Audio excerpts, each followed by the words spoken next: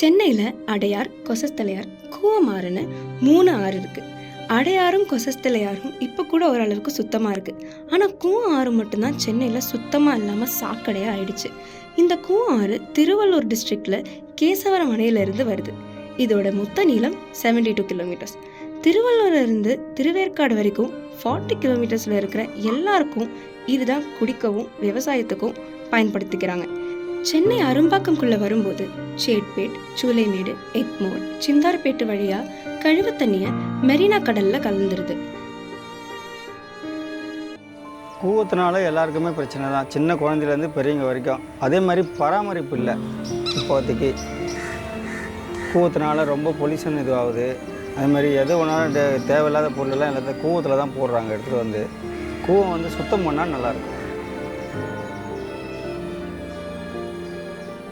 Corona பாதி கொள்ளுதுன்னா இந்த நோய் அதிகமாக கொள்ளுது, தெரியாமல் கொள்ளுது.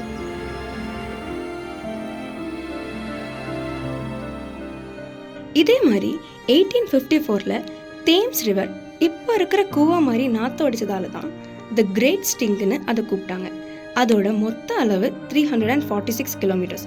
18ஆம் நூற்றாண்டுலேயே அங்கே இருக்கிற மக்களோட சேஃப்டி மெஷர்ஸ்க்காக தேம்ஸ் நதியோட நாற்றத்தையும் கழிவு தண்ணியும் சுத்தமாக்கியிருக்காங்க.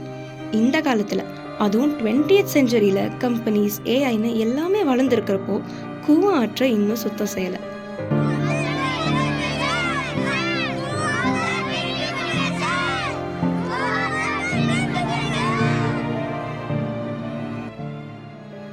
அவர் சொன்ன மாதிரி கொரோனா மாதிரி இருக்கிற நோய் மனுஷனை தெரிஞ்சே கொள்ளுது.